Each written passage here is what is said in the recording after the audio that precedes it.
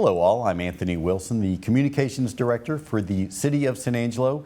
It is the first Tuesday of the month. That of course means we had a City Council meeting today, and as we are wont to do, we are here to talk about the things that are of importance, interest, and impact to you that were discussed and decided during today's City Council meeting. And of course, one of the things that our citizens seem to be most interested in are streets and the maintenance of our streets, and we had two items on the agenda today that address that. So here to talk with us is our city engineer, Lance Overstreet, and our assistant director of operations, Patrick Frerich. Gentlemen, thanks for being with us. So Lance, you were in front of the council today talking about some striping that's going to be done on the rebuilt Bell Street. Tell us a little bit about that. Sure. What we'll get going on, Anthony, is that we have the Bell Street is going to actually be a concrete roadway. And with that, we have found that because of the color of the concrete, that lighter gray tint, is that oftentimes we need to do what they call a contrast striping. And what that contrast striping is that we actually put down if you will, a black stripe that's slightly larger, and then put the white stripe on it. And so this way, the drivers can have a really good visual contrast between the concrete and the white stripe or the yellow stripe. And we found that that's very necessary in this area with the materials that go into our concrete, and especially with the traditional concrete that's being laid there. We actually had another project here in town that was done by TxDOT, and where they did not do the contrast striping and had a lot of issues and complaints about it and had to come back through and do a grinding process, which is, does have some issues with the surface. And so we just wanted to be ahead of that, had the citizens' safety in mind and being able to do that contrast striping.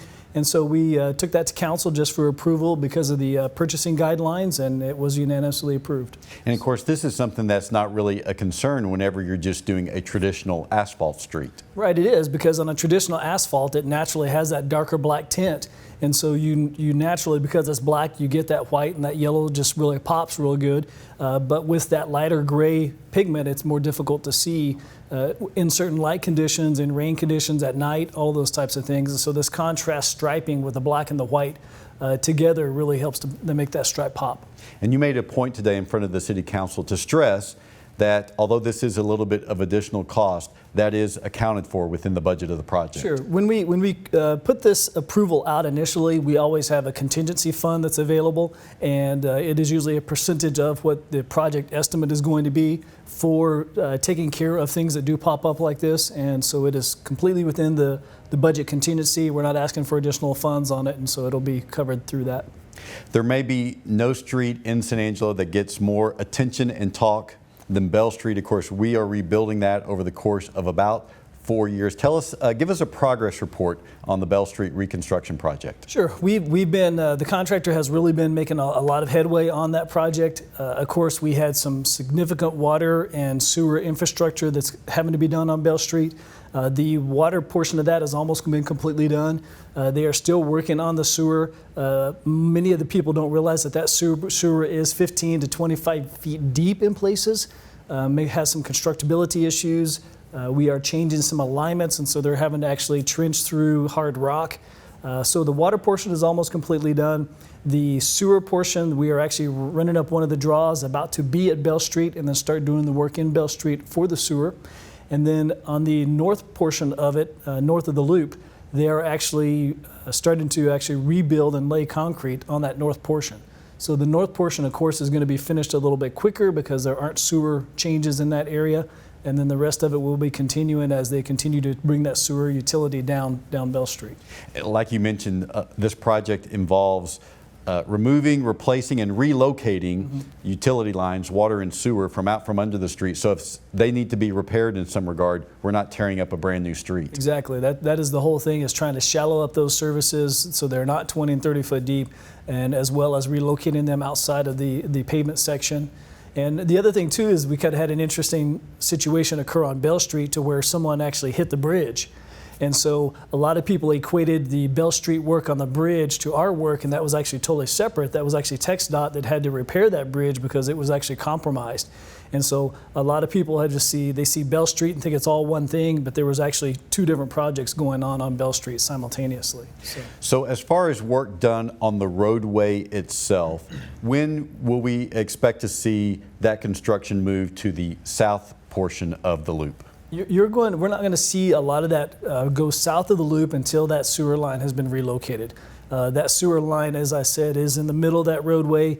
It is very deep. We are going to have to do some lane closures, some rerouting at times into some of the other streets to handle that. You can imagine if you've got a 15 or 20 foot deep hole in the ground, the amount of dirt and stockpile that has to be placed next to the roadway. And so the traffic plan and the traffic rerouting is going to actually be significant on Bell Street as we move south. We're anticipating that may occur within the next 3 to 6 months in some phases. A lot of that's just going to depend on how quickly the sewer line is able to be relocated as it's moved down. And of course, this is a very long project as far as the timeline. Right. But two of the things that are contributing to that is it's just not rebuilding a street, it's addressing those utility lines. And because that is such a major thoroughfare in our community, we're having to keep that open as construction occurs. Right. And that is the thing, is a lot of people just think, well, it's just a roadway, we can rebuild it. But the reality is that we have to not just keep the water continually going for the residents, the sewer continually going for the residents. We have to keep the roadway continually open, and that does add time. It does make it more complex, and it does actually have a much longer time frame to complete that project when you're having to maintain all those different services and level of services while you're constructing.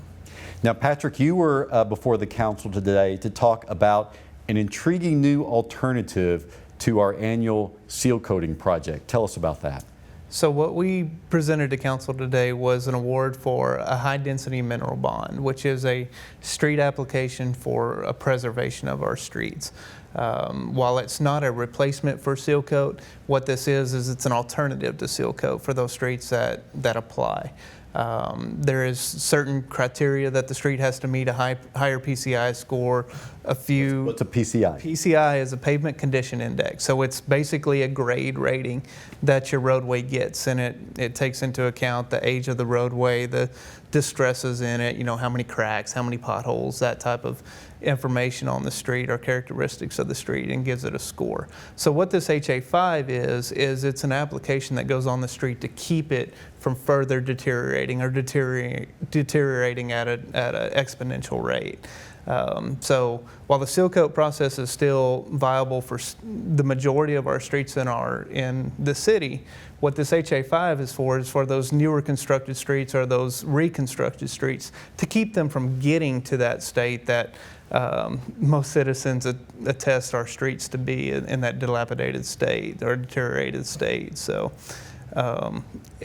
again, it's just a tool that we're hoping to pilot, to test, to make sure it's going to work in our environment, and so that we can utilize it as most appropriately to keep our streets viable. So why are you considering this new approach as opposed to just continuing with seal coating as we have for many years? So we've gotten a lot of feedback from citizens on seal coating. The citizens don't necessarily like the application, and in a lot of cases they don't understand the application. They're expecting it to improve the roadway, improve the rideability of it, and that's not the nature of seal coat. Seal coat is to preserve the roadway and to keep it from further deteriorating. But what we get, the feedback that we've gotten on seal coat is, I don't like the rock. I don't like the rock, the loose rock. It's hard to walk on. It's hard to ride bikes on. It picks up on our tires and that type of feedback. So HA5 is an alternative to that because it doesn't have that larger aggregate in it. While it does have an aggregate in it, or a rock, it's smaller. And so it's integrated into the liquid that's put down. And so we shouldn't get that type of feedback from the citizens, that negative feedback that we've gotten on the seal coat process. In addition to that, one of the benefits of HA5 is it retains its color for a longer portion of time. So if you'll notice, when a street goes down, it's nice and black and dark and looks real, real pretty. And over time, what happens is the sun beats down on it and it turns gray. HA5 resists that oxidation or that turning of the gray color, so it will maintain its color for a longer portion of time, which, when we've talked to other agencies and other cities, the citizens really like that because they feel like it keeps the value of their neighborhood intact longer than what a typical street would. Now, when you talked to the City Council today, you presented the pros of using this new approach, which you just now discussed, but there are also a few cons that go with that as well. There's a number of different of cons with it. The biggest one being, and the one that citizens are going to notice the most, is the 24-hour cure time. So when this product is applied, the citizens cannot drive on it for 24 hours. Now, this company's been in business for a long time now, and they've dealt with many municipalities, and their primary focus is in the residential neighborhoods. So they have an entire SOP and an entire plan in place to accommodate that. They give notification to the customers. They're talking to the citizens door to door 72 hours in advance. They're making sure that trash is interrupted, that mail is not interrupted. They have a shuttle service to get people to and from. They have a secure place to park your vehicles for that duration of time. One of the reasons that we chose the neighborhood that we chose was because of the accessibility to their homes. So in this initial pilot phase, we didn't want to deal with a high burden of displacing citizens. So in this particular neighborhood, there is good access to their homes, and the vendor's able to phase it to where the majority of the citizens will not lose any access to their homes. They may have to reroute for that particular day, but they won't lose direct access to their homes. So tell us where and when this will occur. So the area that we're going to be applying HA5 for this pilot program is in the Prestonwood neighborhood, Prestonwood and Twin Oaks additions. So it's over there off of Southland across from Bonham Elementary. When we looked at our various roadways with the vendor, we actually looked at two other areas that the vendor said, these are not good candidates for this product. You will not get the biggest bang for your buck out of the product here. In fact, he wouldn't even apply them in those situations, in those areas, because of the condition of the roadway. When we looked at the Prestonwood addition, the vendor just lit up and said, this is a perfect candidate. The roads are 4 to 5 years old. You have minimal cracking, minimal preparation work that needs to be done, and they're able to really stage their application to where it's a minimal impact. So it was a very good area for a pilot program. So this really sounds like it's more of a supplement to our seal coating project as opposed to a replacement. Yeah, what we want to make sure is that people understand this is not a replacement for seal coating. This is a product that we anticipate using for the preservation of our streets, to keep those streets from deteriorating quickly. And not have those negative, while Sealcoat will do the same thing, the negative aspects of Sealcoat we're hoping to avoid by applying this product in some of those neighborhoods and some of those streets that are applicable for it. So give us some context. How much are we going to spend on this new effort this year versus what we'll be spending on our annual Sealcoat project? So the Sealcoat project, the cost per square yard is what we gauge everything on as far as application.